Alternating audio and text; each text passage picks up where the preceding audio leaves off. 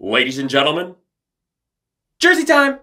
Yeah, this is my favorite video to make every year. I love talking jerseys. And once again, a round of applause to MLS. We got another really good batch of kits this year. I don't know if I like it as much as the 2023 jerseys. I thought those were the best jerseys this league has ever released, but even still, very impressed by the quality as a whole. Oh yeah, it's real simple. I rank all the jerseys worst to first. And starting off at number 29, if I can go lower I would, the bottom of the barrel for 2024, it's FC Dallas. Okay, they're no longer the Hoops. Fine, I accept it. Like, yeah, they brought it back for the last cycle, which I thought was awesome, but if you think about it, before that it had been a while, like, it was a one-off thing.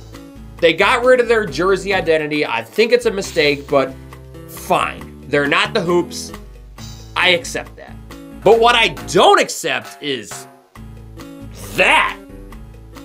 I mean, I'm actually offended by this. How'd they manage to ruin a half and half jersey? How many times do I have to say this?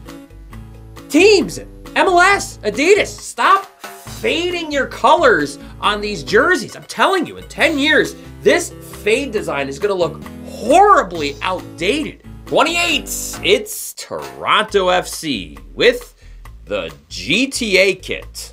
What the fuck does this have anything to do with Grand Theft Auto?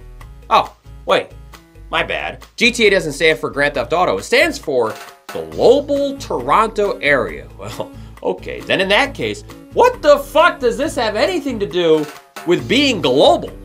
Well, according to the description online, TFC's secondary mark on the chest is a nod to the city's diverse culture, the wider global community, and the world's shared love of the beautiful game. That is the dumbest thing I've ever read. As for the jersey itself, well, it's a white shirt with red Adidas stripes.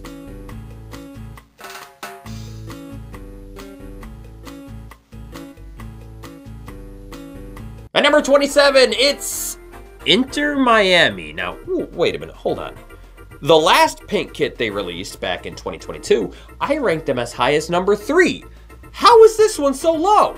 Well, because it looks weird. And also because every change they made is a downgrade. I mean, they got rid of the collar, which I always thought was really classy. They added more black accents. They changed the pink color, which now it's like more of a darker pink, almost like a salmon color.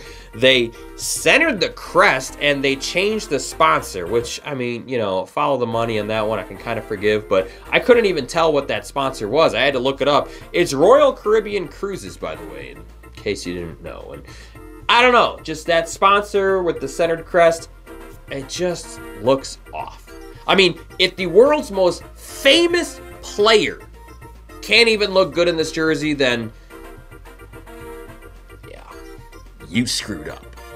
26, it's FC Cincinnati, the paint the canvas kit. Well, that's a unique concept. I haven't heard that one before. They went back to white, which I would have been okay with if they just would have done a little bit more with this. Now, the trim along the sides and the sleeve collars, I think it's awesome. Like, it's a really trippy design. And the problem is that you're not going to see that 90% of the time. Like, I feel like if they could have taken that design and incorporated it just a little bit within the jersey, that would have been a slam dunk. But for now, it just kind of feels like a missed opportunity. 25, it's Charlotte FC. I get what they were going for.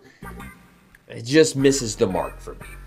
So the kit is supposed to represent all of what the Carolinas are and all the different terrain that you see, from the beach and the oceans of Wilmington to the Blue Ridge Mountains of Asheville and everything in between. So trying to unite all of the Carolinas to come together, I mean, that's cool. I applaud the effort, but I think trying to represent all these different parts, what ends up happening is you kind of misrepresenting Charlotte itself. The city you actually play in. Plus, it's it's another damn faded jersey. Now, this one's not as egregious as the Dallas one because it's like blue fading into a different shade of blue, fading into a different shade of blue. It's not red fading into blue, but even still, it pisses me off. It loses about 10 spots at the rankings just because of that. Now, this is the part of the video where I lose all my subscribers who live in Seattle, because at number 24, it's whatever the hell this is by the Sounders.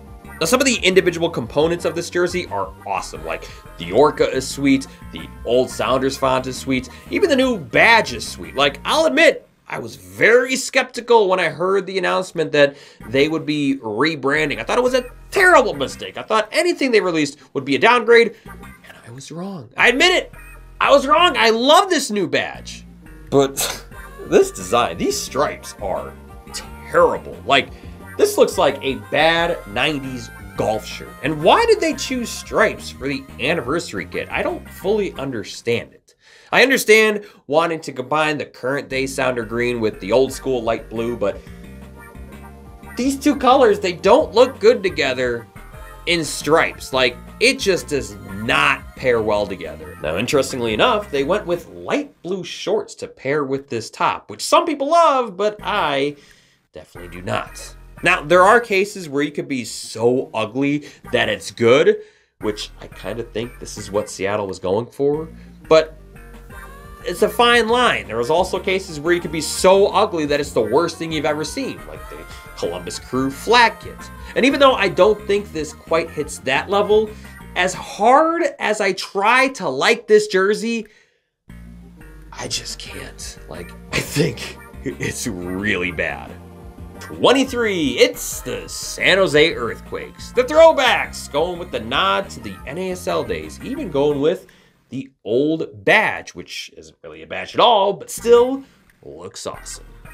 And that badge is the only thing that is saving this jersey. It's the only reason why it's ranked this high, because if it didn't have that badge, it would probably be right next to Toronto in these rankings. This style of jersey, it looks like a carbon copy of their 2021 jerseys, just with the colors changed.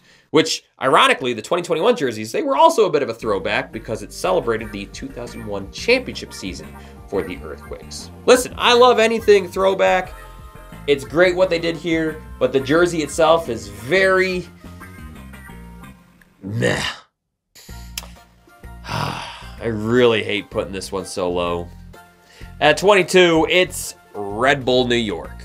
Every year, there's a jersey that I really want to like, but I just can't get over some of the glaring flaws. Man, this jersey's loud, it's in your face, it's got a cool design, and it kind of reminds me of the MetroStars days with the red and black look. I mean, I like everything about this jersey, except they royally screwed over the sponsor. You know, the Red Bulls on their jersey, because the Red Bulls on top of the red and black background, I can't even see it. It's almost like camouflaged in there. You think about their last red jersey they had, and the Red Bull logo was monochromatic white. It worked. It really popped off from that red background. They desperately needed to do something like that on this jersey. Make the Red Bull logo either monochromatic white or monochromatic yellow. It would have worked so much better. But as of now, I can't even see the Red Bulls. And when your name is Red Bull New York, that's a problem. 21, it's Austin FC. I mean, the cream color, it's nice. The green sleeves, it's different, but not bad. And the alternate badge that they used, I think looks pretty good. I don't think they need to include the FC. I think they would have been fine just having the broccoli. Other than that, there's not much to say. I know it has something to do with the Armadillo World Headquarters. It's unremarkable, it's kind of forgettable, but it's still a fine jersey. 20, it's St. Louis City. Getting 2017 Atlanta United away kit vibes here, which isn't a bad thing. I mean, I thought that was a fine jersey. The waves here are a nice touch, adds a little bit of texture, and the gray and red kind of simplicity look, I think that's fine. They need to go with red shorts though. If they go gray on gray, that'll look a little drab. This jersey, it's unremarkable, kind of forgettable, but still a fine jersey. Now here's the part of the video where I lose a bunch of subscribers who live in Minnesota, because at number 19, it's whatever the hell this is from Minnesota United.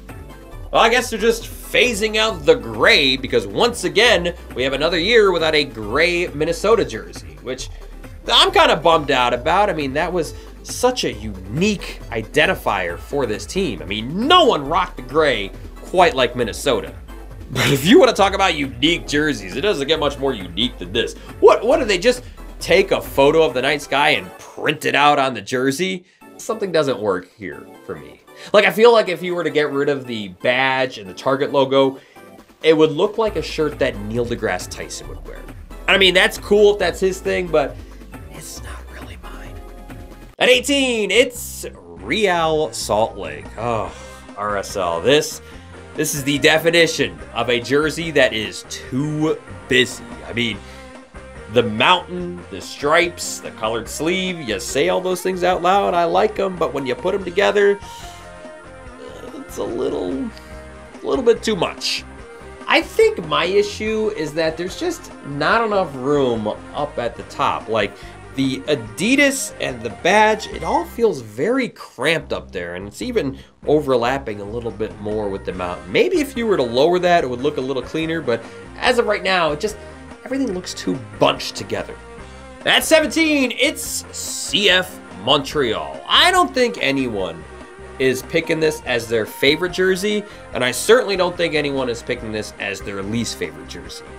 This jersey is extremely, like, unrealistically middle of the pack. Now, the one single vertical stripe that's off center that happens to line up with the badge, I mean, I like that look. It's just been done a lot for whatever reason. What makes this unique is the style of stripe. It kind of looks like it's in motion, like it's broken up a little bit. I think that looks pretty good. Everything else is extremely bland. Like, I feel like they needed to add just a touch more black in there to just give it a little bit more pop. At 16, it's Nashville SC. It's fine. I mean, with Nashville, besides their brilliant Johnny Cash kit from last season, in general, I have been very let down by Nashville SC's jerseys. I mean, they have this fantastic color scheme, and I just don't think they're utilizing it.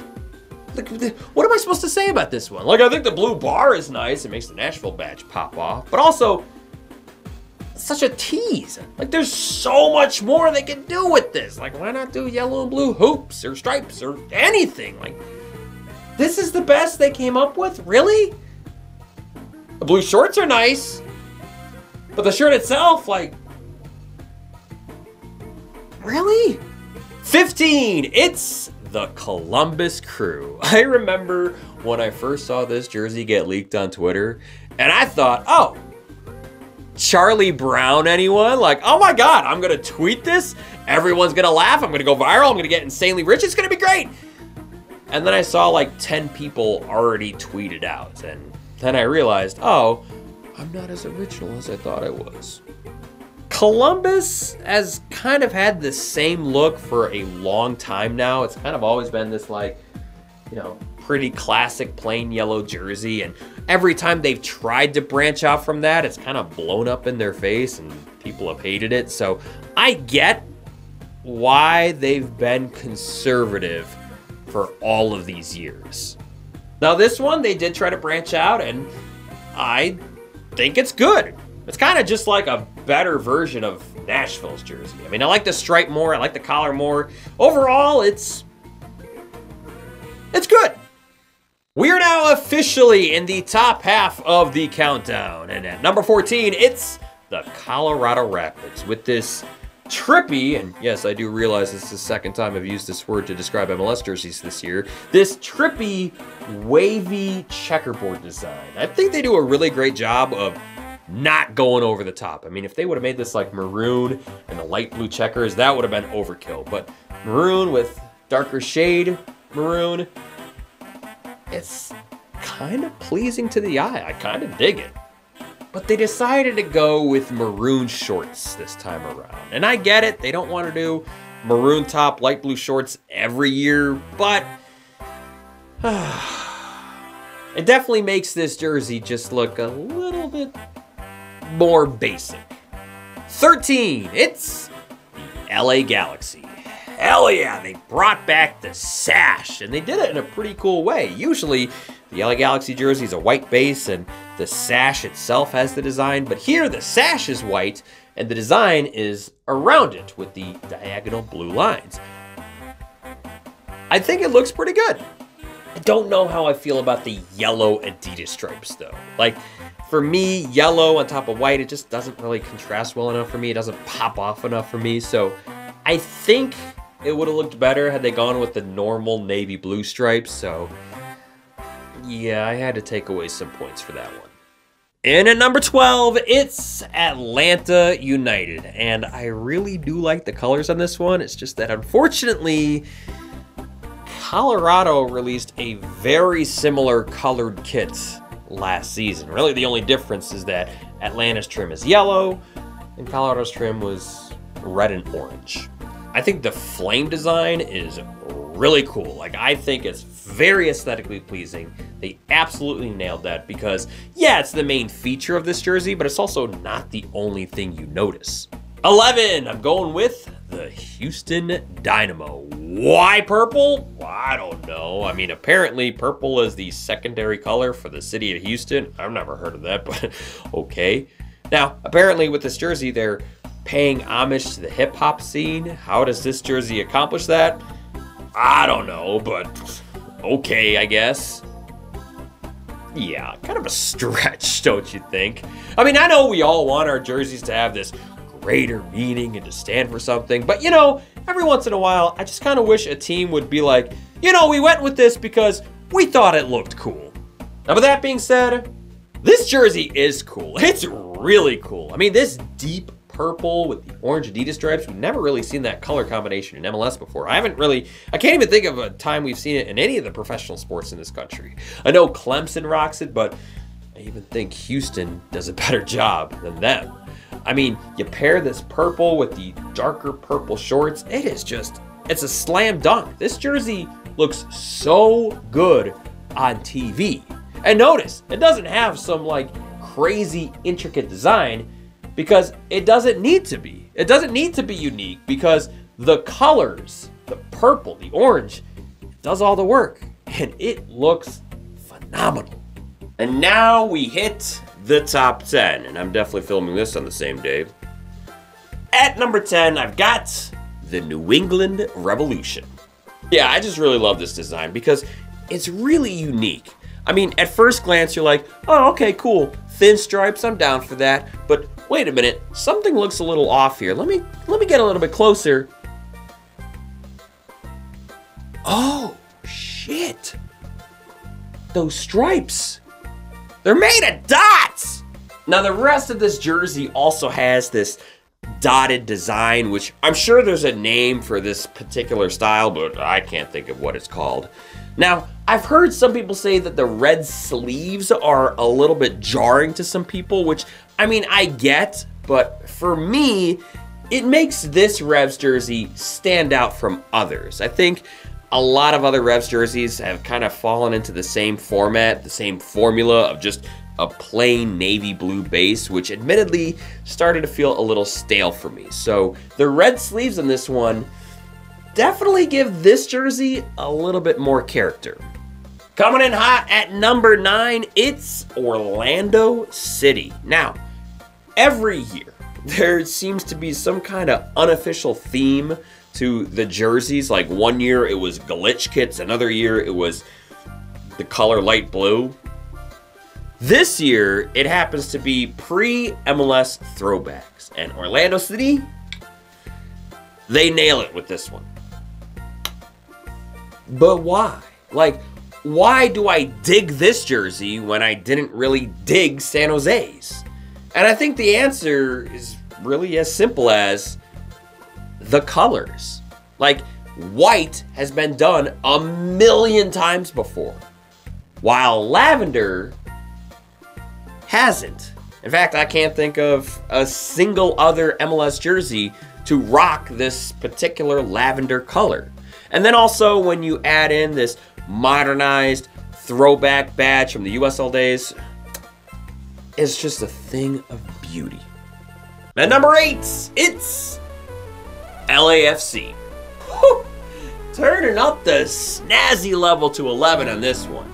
LAFC, this is just pure class. Obviously, it helps to have this color scheme. I mean, black and gold is always going to look good.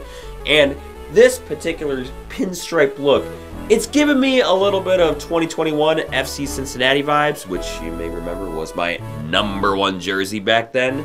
And while I don't know if this one is quite at that level, this one is still damn good. I think my only complaint is maybe they didn't need this many stripes. I think they could have maybe gotten rid of some of the gray pinstripes in there and just had the black and gold, but that is really nitpicking on this one because even with the gray in there, I think this one is a work of art.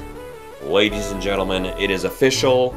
There will not be a three-peat in the jersey rankings this year because coming in at number 7, it's the Portland Timbers. Well, they fucked up the jersey sponsor, but that's okay. I'm sure they'll find another one soon enough. Yeah, sorry Timbers fans, I had to slide you down to 7 this year. But don't be too offended because I still think this is a damn good jersey. It's kind of giving me like Oregon Ducks basketball court vibes. You know how it's like the nature around the outside and then it clears up in the middle. I know I've used this word a lot in this video. I know I gotta come up with better analysis, but the one word to really describe this jersey is unique. Like, I really have not seen this design anywhere else. And even though I'm gonna miss the Rose City Reds, this, yeah, I could work with this. 6, it's the black and red DC United. Now, I do love the classy look of DC United when it's the black base and white Adidas stripes, but they opted to go with more red this time, changing the Adidas stripes to red, and I gotta say, it looks a little more menacing, if that makes sense. I mean, I genuinely think this team is gonna suck this year, but they may earn some wins solely based on intimidating their opponents with these threads. And the design within the fabric of this one, like, oh, God, this is so aesthetically pleasing. I don't even know how to describe it. It's like wavy with some lines being thicker than others. I feel like if I had 3D glasses on, this jersey would just pop out at me. Like, seriously, I can look at this for hours, or at the very least, 90 minutes plus stoppage time. Number 5, oh, baby, bringing back the center stripe. It's the Philadelphia Union. I mean, I know they did bring back the vertical stripe with the last set of jerseys, which it was good, but it was kind of off-centered, so it was kind of like a tease. No, this look, this stripe is totally unmistakable. It's down the middle. It's the look that I most associate with the Philadelphia Union, and they absolutely nailed it. I mean, with the triangles, it kind of gives it this snake scale look. It's a really cool design, and I've always loved it when teams can maintain jersey identities yet still put out unique products, and that's what Philadelphia does so well here. Also, this centered badge. Yeah, I've kind of crapped on centered badges before. It's not my favorite look, except in cases like this, where the design of the jersey is focused mostly on the center of the shirt. The centered badge works here. It doesn't feel like the badge is just floating in the middle of nowhere. No, it feels like it belongs here, and that's why I really dig it. In at number 4, this might be a surprise to some, but not to me because I love this one. It's NYCFC. It's clean and bold at the same time, which is way more difficult to do than most people realize. I mean, plain black base, we've seen that a million times before, but opting to alternate colors between orange and blue, like having orange Adidas stripes on one side, blue on the other side, it's so unique. And I've always wondered, why don't more teams try to branch out a little bit more with those Adidas stripes. Like, it kind of is always the same formula for every team. NYCFC is really branching out here, and it just looks so good to me. Now, I am well aware that in an attempt to try to be different, it can actually end up blowing up in your face if you do too much. Like, say, the NYCFC Orange Lightning Bolt kit a few years ago, or even the RSL kit this year. But this jersey, it does not feel like it crosses a line. Like, it is just quirky enough to where it works. That is, if you don't have OCD. Like, I showed my wife this kit, and she hated it. She didn't like the alternating colors, but she's wrong and I'm right. And now we hit the top three. And for whatever reason, this year, all three of these jerseys kind of all fall under the same theme of screaming class. Or if you want to be more literal, they all scream class! All right, bronze medal, here we go. Number 3, it's the Vancouver Whitecaps.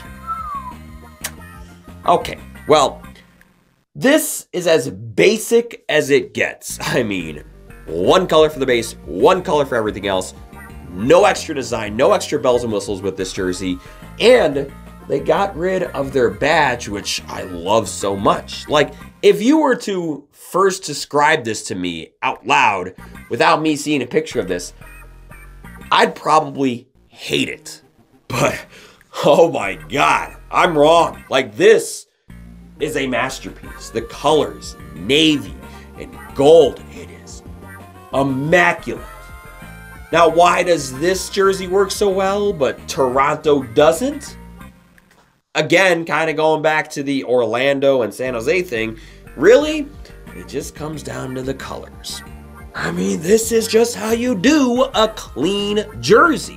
Why gold? Well, because gold is the color of the 50th anniversary, and this is 50 years of the Whitecaps. Pretty simple. And that throwback badge, I mean, it's tough to do anything better than the current badge that they have now, but it just looks so classy here. Like, it's not some made-up mumbo-jumbo about, oh, being global because we changed the shape of the badge. Like, no, this actually means something because this was part of the original badge. It's just so good. It's just so good. While Toronto's is just so bad. Like, hey, why am I shitting on Toronto still? That was 20 numbers ago. I should be focusing on Vancouver. I just can't help myself. Toronto. Like, what the fuck was that? What? Global? Toronto? Like, what are you doing? Silver medal. Number 2. I can't believe it took this long to get back to the Argyle. It's Sporting Kansas City. Yeah, you know, just another drool-inducing jersey this year. But, okay, I'll admit, the last couple SKC jerseys were kind of misses for me. Like, I like what they were trying to do. I get what they were trying to do. They just sort of missed the mark for me. Not this one, though. This one absolutely hits it out of the park. I love everything about this jersey. They executed this one perfectly. I mean, I've always loved the design within the fabric, and this Argyle style to go all the way to top to bottom, it's just beautiful. It just works, and it just feels like Sporting Kansas City because no other team has rocked this look. Oh, it's just classy. It's just clean, and it just feels like SKC. But now we get to number 1, the gold medal. The most obvious gold medal I've ever done in these jersey rankings. With absolutely zero bias going into this. Number 1, it's my Chicago Fire. They did it. They actually fucking did it. They brought back the red, and not just the red with the white stripe, and they nailed it. They nailed it. This is perfection. Oh God, I'm gonna sound completely overdramatic here. I'm well aware of that, but I'll be honest. These last 4 years, it didn't even feel like I was watching the Fire. I mean, the Chicago Fire wearing blue primaries. That felt so dirty to me. Like, it was almost like it was almost like not as exciting to watch the team.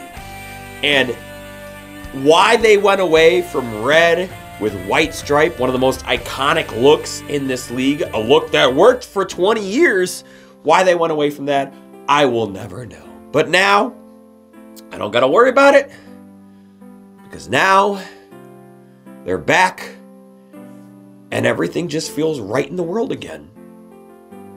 Well, most stuff anyways. And then the light blue accents, like, that's perfect. Everything about this jersey, it's perfect. It is a work of art, and I could not be more proud to rock this jersey on game days, which I will when it comes in. And yes, I did buy the authentic jersey of this. This is the first Fire jersey I bought since that one, which was, what, 2018? So, yeah, it's been a couple years. And I know they jacked up the prices. I know I'm going to have to, like, skip lunch a couple days, but it's worth it. It is absolutely worth it to rock this absolute masterpiece. Well, I'm sure some of you are probably rolling your eyes at these rankings this year, but that's okay. Keep rolling them. I feed off this energy. But whenever you are done rolling your eyes, let me know what you think. What are your rankings? What's your least favorite jersey? What's your second favorite jersey? I mean, we all know Chicago's also your favorite, right? Thank you for watching, and I'll see you next time.